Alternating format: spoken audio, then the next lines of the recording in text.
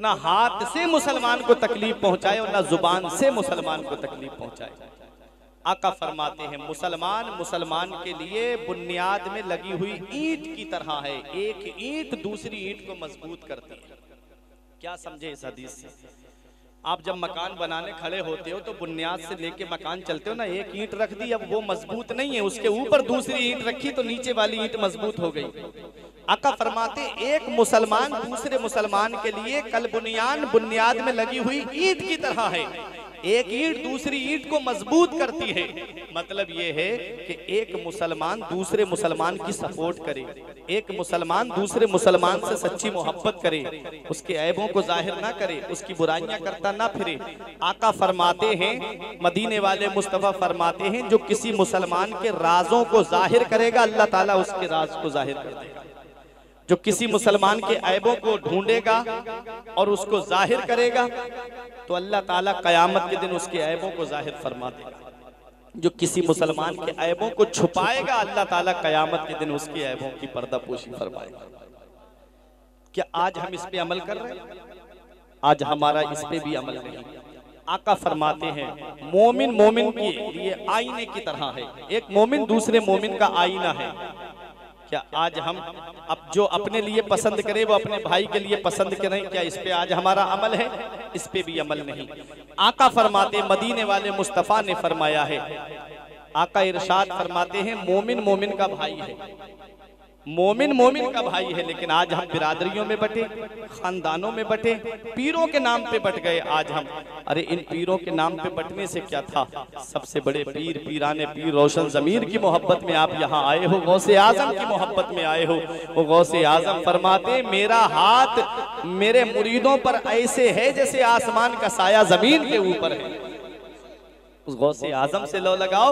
शेख साद पीर मुर्शिद हुजूर ताजी शरिया ने फरमाया था, पीरों के आप पीर हैं या गौस अल मदद, अहले सफा के मीर हैं या गौस अल मदद, सदका रसूले पाक का झोली में डाल दो, हम कादरी फकीर हैं या गौस अल मदद। दिल की सुनाए अख्तर दिल की जुबान में, कहते ये बहते नीर हैं या गौस अल मदद। तो आज गौसे आजम का जिक्र सुनने के लिए आए हो। आज हम सिर्फ ये तकिया लगाए बैठे हैं कि जब तक हिंदुस्तान में गरीब नवाज है मुसलमानों का कुछ नहीं होगा। हाँ हाँ, अल्लाह ने गरीब नवाज को बड़ी शान अता फरमाई है, लेकिन खुद का भी अमल देखो, खुद का भी जरा किरदार देखो। आपको मैं तारीख जहन करीब करने के लिए आपको बता दूं, जब बगदाद की तारीख भूल गए, जब हिलाकू खान ने ये कसम खाई थी कि मैं तब तक चैन से नहीं बैठूंगा जब तक मुसलमानों के सरों का मीनार नहीं बना दूंगा काट करके, और आखिरी खोपड़ी में जाकर के शराब पीऊंगा। तारीख बताती है ऐसा कत्लेआम हुआ था बगदाद की सरजमीन पर, नालियों में खून बह रहा था।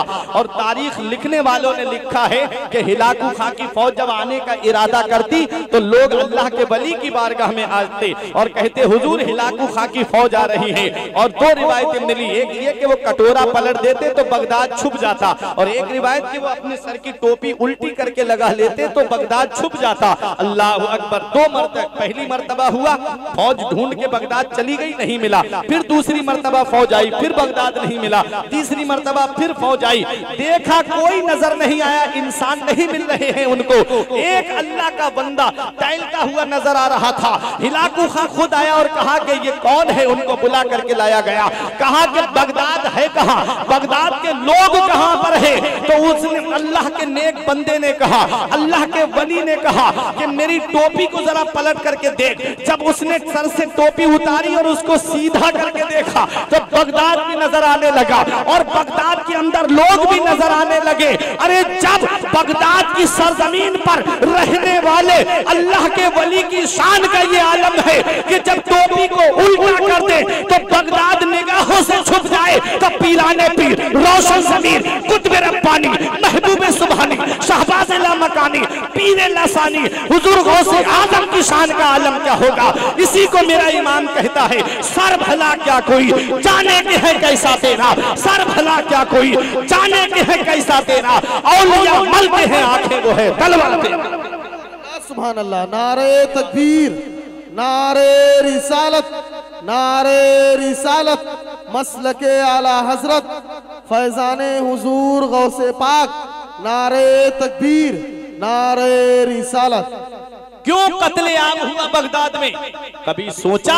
जब तीसरी मर्तबा अल्लाह के वली कटोरा पलट रहे थे या टोपी पलट रहे थे तो आवाज आती है गैब से, अब कटोरा मत पलटना, अब तुम्हें भी इनके साथ में जामे शहादत नोश करना है। हमने 3 बार बगदाद वालों को सुधरने का मौका दिया, लेकिन ये अपने गुनाहों से बात नहीं आए, ये अपनी अय्याशियों से बात नहीं आए, ये अपनी मक्कारियों से बात नहीं आए। अब तो इनका कत्ल होना जरूरी है। अल्लाह अकबर। पता चला प्यारे मुसलमानों, वो पत्ता पेड़ से गिर जाता है जो अल्लाह के जिक्र से गाफिल हो जाता है, वो जानवर ज़िबाह कर दिया जाता है जो अल्लाह के जिक्र से गाफिल हो जाता है, वो मछली शिकार हो जाती है जो अल्लाह के जिक्र से गाफिल हो जाती है, वो घास काट ली जाती है जो अल्लाह के जिक्र से गाफिल हो जाती है। अगर तुम चाहते हो तुम्हारी जानों की हिफाजत हो, अगर तुम चाहते हो तुम्हारे माल की हिफाजत हो, अगर तुम चाहते हो तुम्हारी इज्जत और आबरू की हिफाजत हो, तो अपने रब की बारगाह में झुक जाओ, क्योंकि जो रब की बारगाह में झुकता है फिर वो किसी के सामने नहीं झुकता है। जो अपने रब की बारगाह में झुकता है फिर सारी दुनिया उसके सामने झुकती है। जब से तुमने रब की बारगाह में झुकना छोड़ दिया, जब से तुमने अपने रब की इबादत करनी छोड़ दी, यही वजह है कि आज सबके सामने झुकते हुए नजर आ रहे हो। चाहते हो कि कामयाबी का सेहरा तुम्हारे सर पे बांध दिया जाए, चाहते हो कि फाइजुल मुराम हो जाओ, चाहते हो कि तकर्रुबे इल्लाह की मंजिल पे गामज़न हो जाओ, तो जब जब अजान की आवाज सुनो मस्जिद में हाजिर हो करके अपने रब की इबादत करके ये रब की बारगाह में अर्ज करो, मौला जो जिंदगी तूने हमें अता की है, इस जिंदगी को हम तेरी बारगाह में सजदे करके गुजार रहे हैं, और मौला तेरे महबूब की मोहब्बत का चिराग हमारे सीने में जल रहा है। इस हाल में जिंदगी गुजारो और दुनिया को ये पैगाम दे दो कि जिंदगी ये नहीं है किसी के लिए, जिंदगी ये नहीं है किसी के लिए, जिंदगी है नबी की। नबी ना समझ मरते हैं जिंदगी के लिए, जीना मरना है अपना नबी के लिए। सच्ची मोहब्बत करो। अला बिज़िक्रिल्लाहि तत्मइन्नुल कुलूब। दिलों को चैन मिलता है तो अल्लाह के जिक्र से मिलता है, दिलों को आराम मिलता है तो अल्लाह के जिक्र से मिलता है, दिलों को राहत मिलती है तो अल्लाह के जिक्र से मिलती है। लेकिन आज का नौजवान इबादत से दूर है, दीनी कामों से दूर है, मोबाइल की स्क्रीन पे अपनी जिंदगी के शबो रोज गुजार रहा है। एक हमारे यहाँ के नौजवान है जिनको आप देखो शाम के वक्त गुजर के तो 4-5 लोगों की टोली बनी हुई होगी, कोई फ्री फायर गेम खेल रहा है, कोई जाकर के कोई वो नए गेम चले हैं उनको खेल करके एक दूसरे से बातें करते रहते हैं कि तू मार, वो कहता है तू मार, इस तरह की बातें होती रहती हैं। जरा सोचो तो सही, कोई पबजी में लगा हुआ है। अल्लाह अकबर, ये जिंदगी है हमारे नौजवानों की। आप देखो तालीम अगर किसी के पास होती है वही सरदार बनता है, उसी को जो है तरक्की मिलती है। आप इस बात पे मत भूले रहिएगा कि हमारा कुछ नहीं होगा अगर तुम्हारे पास तालीम नहीं है, अगर तुम्हारे पास एजुकेशन नहीं है तो वो दिन दूर नहीं है कि न संभलोगे तो मिट जाओगे। हिंदी मुसलमानों, तुम्हारी दास्ता तक भी न होगी दास्तानों में। आओ जरा देखो नौजवानों, अपनी जिंदगी का जायजा लो। आज हमारे यहाँ के नौजवानों की जिंदगी देखो, और एक वो नौजवान है जो दरिया के किनारे लेटा हुआ है, भूख ने निढाल कर दिया, भूख की शिद्दत ने बेचैन और बेकरार कर दिया। सोचा कि लाओ दरिया के किनारे बैठ जाता हूँ, कोई मुबाह चीज आएगी उसे उठा करके खा लूंगा। दरिया के किनारे बैठ गए। गौसे आजम ऐसे ही नहीं बनते हैं। जरा देखो गौसे आजम की शान देखने से पहले आप उनके बैकग्राउंड को देखिए, उनके वालिद का मर्तबा देखिए, उनकी वालिदा की शान देखिए, उनके नाना की अजमत देखिए, उनकी फूफी की अजमत देखिए। ये वलियों ही का खानदान है जिसमें वलियों का ताजदार शरीफ लाया है। आज हमारे यहाँ की जिंदगी है, आज ये तो हम सोच रखे हैं ना कि हम चाहे कितनी भी चोरी और डकैती करें हमारी औलाद नेक हो जाएगी, हम चाहे कितना भी खैनी और गुटखा खाएं मेरी औलाद गुटखे को हाथ नहीं लगाएगी, हम चाहे कितना भी जुआ और शराब के करीब जाएं मेरी औलाद जो है वो नेक और परहेजगार हो जाएगी। ऐसा नहीं है, अल्लाह का कानून चलता है। गेहूं के पेड़ पे गेहूं आता है, आम के पेड़ पे आम आता है, लीची के पेड़ पे लीची आती है, जौ के पेड़ पे जौ आता है, धान के पेड़ पे धान आता है। मैंने कभी ऐसा नहीं देखा कि मैंने गेहूं की फसल बोई हो और उसमें से धान उगाए हो। मैंने कभी ऐसा नहीं देखा कि आम का बाग हो और उसमें से सेब फल गया हुआ, ऐसा नहीं है। अल्लाह तबारक व तआला का कानून चलता है, बंदे की मन मनमानी नहीं चलती है। इतना याद रखो प्यारे मुसलमानों, अल्लाह का कानून है कि गेहूं के पेड़ पे गेहूं आए, आम के पेड़ पे आम आए, जौ के पेड़ पे जौ आए। हजरात आओ जरा जिंदगी का जायजा लो, गौसे आजम बनते कैसे हैं। गौसे आजम के वालिद की शान देखो, दरिया के किनारे बैठे हैं, जवानी का आलम है। हमारे यहाँ के नौजवानों की जिंदगी कैसे गुजर रही है, और एक वो नौजवान है जो दरिया के किनारे बैठ के कुरान की तिलावत कर रहा है, अल्लाह की इबादत कर रहा है, दिन को रोजा रखे, रात को अल्लाह की इबादत करे। अल्लाह अकबर। जब दरिया में सेब आया और एक सेब उठा करके एक लुकमा खाया था, अंदर से तकवे ने झंझोड़ दिया, परहेजगारी ने झंझोड़ दिया। ए अबू स्वाले, ये तुमने क्या कर दिया? ये बाग का सेब खाया है, सेब किसी बाग का होगा और बाग का कोई मालिक होगा, तुमने बगैर मालिक की मर्जी के सेब खा लिया है, क्या जवाब दोगे कयामत में अपने रब को? ये परहेजगारी थी, ये तकवा था कि तकवे ने झंझोड़ करके रख दिया। अल्लाह अकबर। आज हमारे यहाँ के लोगों का हाल देखो, कहते हैं चाहे पैसा हो चाहे कैसा हो, चाहे किसी की जमीन पे कब्जा करके पैसा मिले मुझे पैसा कमाना है, चाहे किसी का हक मार के पैसा मिले मुझे पैसा कमाना है, पैसा हो चाहे जैसा हो। उनसे कहा जाए कि कब्र की मंजिलें सख्त हैं, हश्र की मंजिलें सख्त हैं। वो कहते हैं अरे कब्र का कब्र में देखेंगे, हश्र का हश्र में देखेंगे, तुझे क्या पता कब्र की मंजिल क्या है। जरा ऊपर अपने मशाइख को देख ले, कब्र की हालत को याद करके आंखों से आंसू निकलते थे उनके, जिनको नबी ने दुनिया में जन्नत की बशारत दी, जिनके लिए नबी ने फरमाया कि मेरे उस्मान ने 2 मरतबा जन्नत को खरीद लिया है। जरा उनका खौफे खुदा देख लो, जब कब्रिस्तान के करीब से गुजरते तो खड़े होके इतना रोते थे, इतना रोते थे, आंखों से आंसू टपकते, दाढ़ी से आंसू जमीन पे टपकने लगते। किसी ने कहा हुजूर आप तो जो है बख्शे बख्शाए हैं, आप के लिए तो नबी ने फरमाया है कि मेरा उस्मान जो भी करेगा आज के बाद उससे कोई मुआखजा नहीं होगा, आप तो जन्नती हैं, आप इतना क्यों रोते हैं? तो उस्मान गनी फरमाते ये कब्र दुनिया की मंजिलों में सबसे आखिरी मंजिल है और आखिरत की मंजिलों में सबसे पहली मंजिल है। अगर इस कब्र से इंसान पास हो गया तो आगे उसके लिए आसानी है, और अगर कब्र के सवालों के जवाबों में फंस गया तो उसके लिए आगे बड़ी सख्तियों का मामला है। आज हम कब्र की सख्तियों को क्या जाने, कब्र को याद करके हमारे बुजुर्गों की आंखों से आंसू टपकते थे। इमाम आजम अबू हनीफा पूरी पूरी रात रोते थे बैठ करके कब्र की सख्तियों को याद करके। आज हमारे आंखों से आंसू नहीं टपकते, आज हमारी आंखें जो है आंसू नहीं बरसाती, हम कब्र की सख्तियों को भूल गए। क्या समझते हो कि दुनिया में हमेशा रहना है?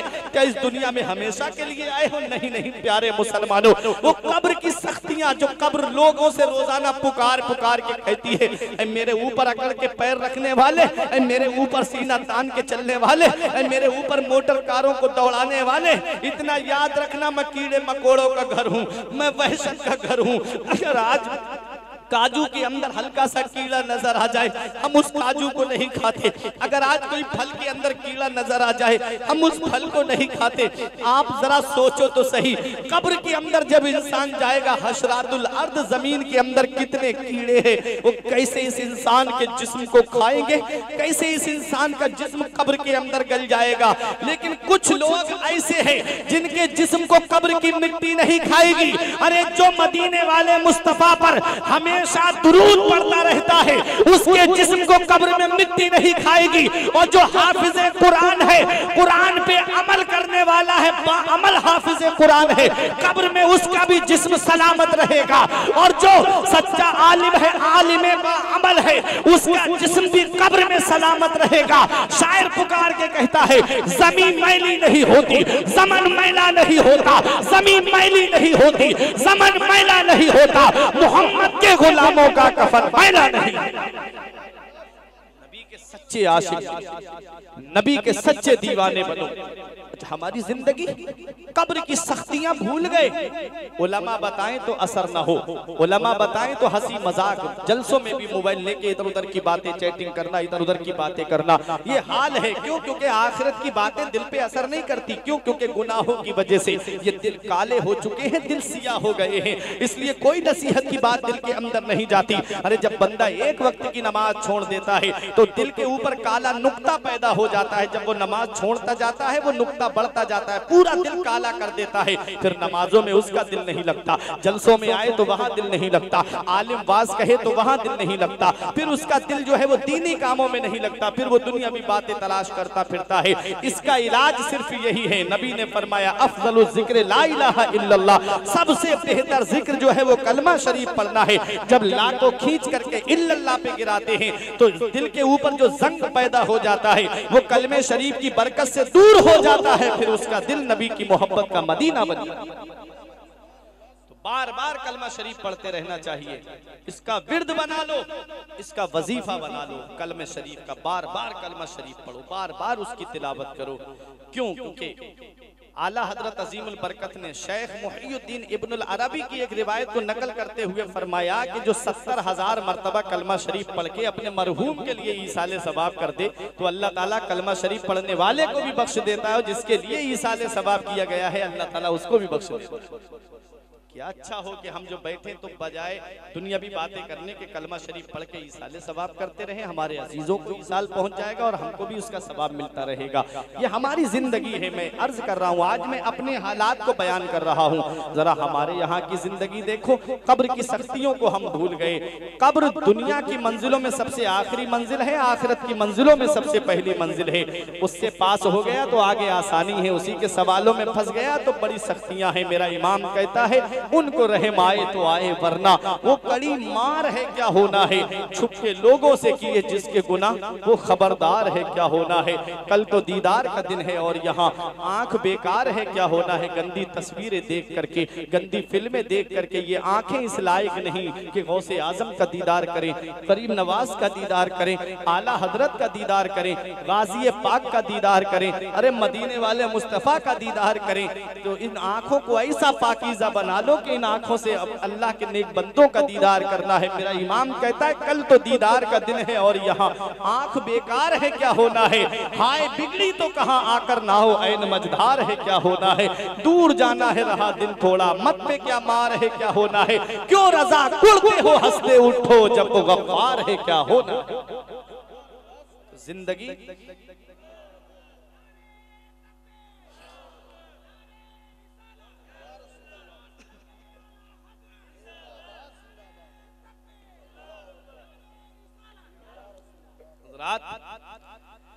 तो एक हमारे यहाँ के नौजवान जिन्हें दीनी कामों से फुर्सत नहीं, और एक वो नौजवान है जो दरिया के किनारे बैठा है, सिर्फ एक सेब का लुकमा खाया। तकवे ने झंझोड़ के कहा, परहेजगारी ने झंझोड़ के कहा अबू साले इसकी माफी मांग लो। फौरन गए और दरिया का सफर करते करते कई मील का सफर किया और एक बाग के अंदर पहुंचे। और बाग के अंदर पहुंच करके आपने देखा कि एक बुजुर्ग बैठ करके वहां अल्लाह अल्लाह कर रहे थे। उन बुजुर्ग को जाकर के सलाम किया, उन्होंने सलाम का जवाब दिया। कहो नौजवान कैसे आना हुआ। कहते हैं कि मैं यहाँ पर आया हूँ, एक आपके बाग का मैंने एक सेब खा लिया है, उसकी माफी के लिए मैं यहाँ पर आया हूँ। हज़रात आप अपनी जगह आराम से बैठे रहें। सैयद साहिब किबला तशरीफ लाएंगे तो मिंबरे रसूल ही पे तशरीफ लाएंगे, यहीं बैठ के आपको मुकम्मल हजरत का दीदार होगा। आले रसूल के नूरानी चेहरे की जियारत करेंगे। आती हैं रोज रोज कहाँ ऐसी हस्तियाँ, बस्ती हैं जिनके दम से मोहब्बत की बस्तियाँ। आप अपनी जगह आराम से बैठे रहें और सुने गौसे आजम क्या है, मैं वो बयान करने आ रहा हूँ, तरतीब लेकर के आ रहा हूँ। उस तरतीब को आप सुनिएगा प्यारे मुसलमानों। बुजुर्ग कहते हैं बेटा सेब की गलती तो माफ कर दूंगा लेकिन दो शर्तें माननी पड़ेंगी। पहली शर्त यह कि मेरा बाग रखाना पड़ेगा, दूसरी शर्त मैं पहली के पूरा होने के बाद बताऊंगा। अल मुख्तसर ये वाक़या आप सुनते रहते हैं। जब पहली शर्त पूरी हो गई तो कहा कि दूसरी शर्त बताइए। कहा तुम्हें मेरी बेटी से निकाह करना पड़ेगा, लेकिन इतना सुन लो मेरी बेटी कानों से बहरी है, आंखों से अंधी है, पैरों से लंगड़ी है, जुबान से गूंगी है, तुम्हें उसके साथ निकाह करना पड़ेगा।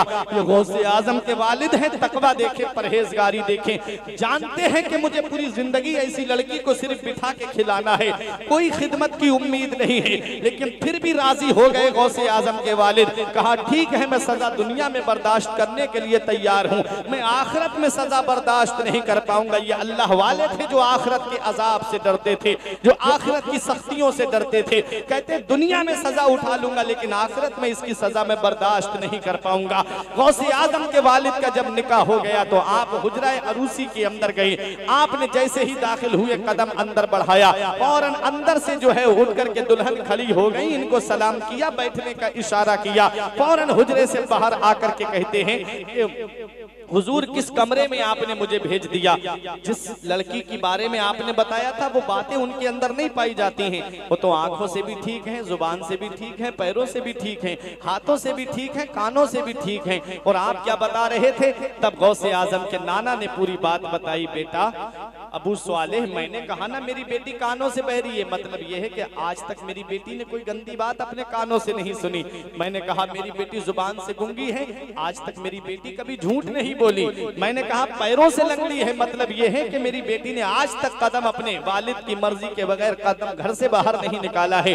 मैंने कहा मेरी बेटी आंखों से अंधी है, इसका मतलब यह है कि आज तक मेरी बेटी ने किसी गैर महरम को नहीं देखा है। ऐ लक्ष्मणपुर बाजार के जिंदा दिल मुसलमानों, अजहरी मोहल्ले में रहने वालों, जब बाप इतना नेक हो कि जो एक सेब की खातिर कई साल तक बाग की रखवाली करे, और माँ इतनी परहेजगार हो, माँ इतनी मुत्तकिया हो कि जो दिन को भी अल्लाह की इबादत करे, रात को भी अल्लाह की इबादत करे, तो ऐसे हसीन गुलशन में जो फूल खिलता है उसी फूल को दुनिया वाले गौसे आज़म के नाम से जानते हैं, उसी फूल को दुनिया वाले कुत्बे रब्बानी के नाम से। सुभान अल्लाह, सुभान अल्लाह। नारे तकबीर, नारे रिसालत, मसलके आला हजरत फैजाने हुजूर गौसे पाक।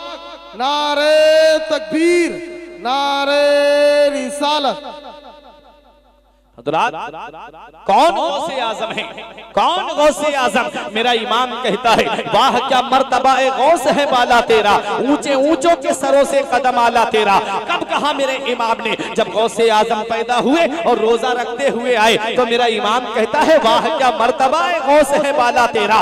जब गौसे आजम रजी अल्लाह ताला अन्हु से इंसानी आवाज में बैल बात करता है और आप जब मकान की छत पे आए तो आपने मैदान अराफात को देखा, तब मेरा इमाम कहता है वाह क्या मर्तबा ए गौस है बाला तेरा। जब गौसे आजम ने फरमाया कि मैं अल्लाह के तमाम शहरों को ऐसे देख रहा हूँ जैसे कोई अपनी हथेली पर राई के दाने को देख रहा हो, तो मेरा इमाम कहता है वाह क्या मर्तबा ए गौस है बाला तेरा। जब गौसे आजम ने निगाहें जलाल उठाई, चील के दो टुकड़े हो गए, तब मेरे इमाम ने कहा वाह क्या मर्तबा ए गौस है बाला तेरा। जब गौसे आजम अहले मजलिस के ऊपर हवा में चलते हुए नजर आए तो मेरा इमाम कहता है वाह क्या मर्तबा ए गौस है बाला तेरा। जब गौसे आजम ने डूबी हुई कश्ती को निकाला तो मेरा इमाम कहता है वाह क्या मर्तबा ए गौस है बाला तेरा। जब मेरे गौसे आजम ने मुर्दे को ठोकर मार के जिंदा किया तो मेरा इमाम कहता है वाह क्या मर्तबा ए गौस है बाला तेरा। जब अब्दुर्रहमान तफसोंजी ने अपनी गर्दन को झुकाया तो मेरा इमाम कहता है वाह क्या मर्तबा ए गौस है बाला तेरा। जब हजरत अली बिन हेती ने आपके कदम को उठा के अपनी गर्दन पे रखा तो मेरा इमाम कहता है वाह क्या मर्तबा ए गौस है बाला तेरा।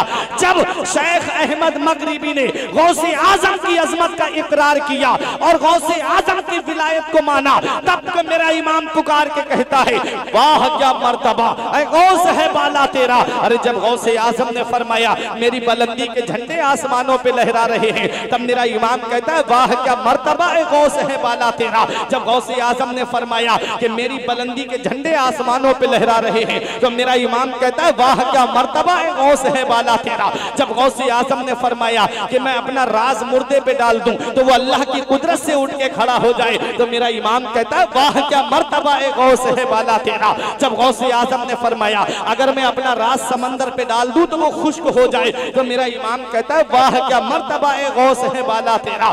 जब गौसे आजम ने फरमाया मैंने इल्म हासिल किया, अल्लाह ने मुझे कुतुब बना दिया, तो मेरा इमाम कहता है वाह क्या मर्तबा ए गौस है बाला तेरा। जब गौसे आजम ने फरमाया कि मैं अल्लाह की मारिफत का जाम सबसे पहले मैंने पिया है और मेरा बचा हुआ जाम तमाम औलियाए किराम ने पिया है, और जिसने पिया अल्लाह ने विलायत अता फरमा दी, तो मेरा इमाम कहता है वाह क्या मर्तबा ऐ गौस है बाला तेरा। ऊंचे ऊंचों के सरों से कदम आला तेरा, सर भला क्या कोई जाने के है कैसा तेरा। औलिया मलते हैं आंखें वो है तलवार। सुभान अल्लाह, सुभान अल्लाह, सुभान अल्लाह, सुभान अल्लाह।